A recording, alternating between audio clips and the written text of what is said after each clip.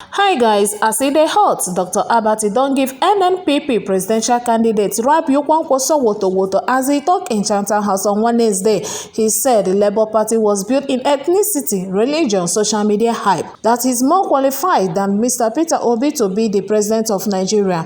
Guys, make una watch the video and hear from the horse's mouth, and don't forget to share your thoughts with us. Let's begin what's trending with reactions trailing statements made by the presidential candidate of the New Nigeria's People's Party, Rabiu Kwankwaso, at the Chatham House on Wednesday, in which he took a swipe at the presidential candidate of the Labour Party, Peter Obi.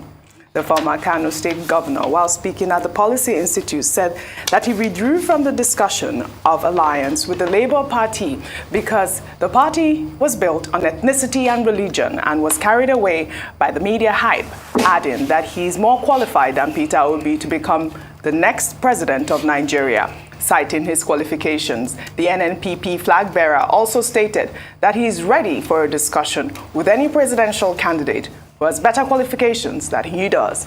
Let's take a listen before we take some reactions. If you have a party which is based on ethnicity and religion, that's the difference between Labour Party and, of course, our party, which is a national party, New Nigeria People's Party. Let me say that I was one of those initially wanting to work together with Labour Party. But unfortunately, at that time, Labour Party was under very serious media hype, and therefore they could not see reason. And you still not see reason that I will withdraw. I wish you didn't go to that extent. I am a PhD holder in civil engineering, and check your candidate, what he has. I have been in the system for over 30 years now. I have been a civil servant for 17 years. I wasn't a trader, civil servant for 17 years. I was Deputy Speaker of the House of Reps in 1992. I was in the Constitutional Conference elected delegate. I was governor of Kano State for 8 years, and so on and so. I was in the Senate, and so on and so forth. So when we sat down, what I told them is what I will tell you. Okay. If anybody wants to Kwankwaso to withdraw, let's bring criteria and select the best. Anytime I have any better candidate, I'm ready to talk to him. Thank you very much.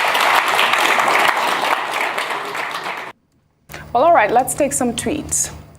Dev Guy wrote, "Neither of you wanted to be each other's vibes, so you both went your separate ways. Kwankwaso is a Muslim from the north, so his base is naturally Muslim north. Nothing strange in Christians giving their overwhelming support to Peter Obi.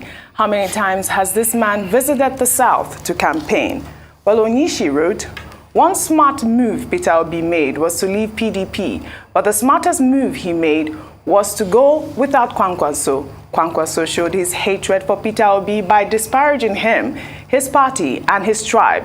Because someone asked him why he did not step down for Obi, his answer showed that he is tribal."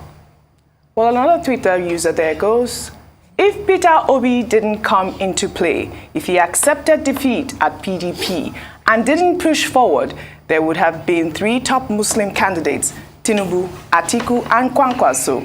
Directly or indirectly, Nigeria is on a path to Islamization. Call it conspiracy theory, but it is what it is." Dr. Abati, over to you.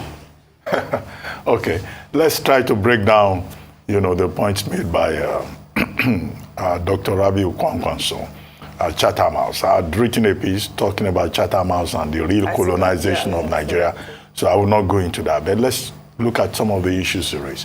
When we had Folashade Aliyu on the program, just before he joined us, we drew our attention to the fact that, look, Dr. Kwankwaso seemed to have made too much capital out of, Labour Party. He even described the Labour Party as a party that is Andrew liver salt, that is sustained by media, and she tried to provide a defense for that. But he's complaining about ethnicity. The truth of the matter is that even in his own presentation, he admitted that his party is more popular in the north than in the south. And there will be persons who will say, look, the main strength of the New Nigeria Party is People's Party is in the north.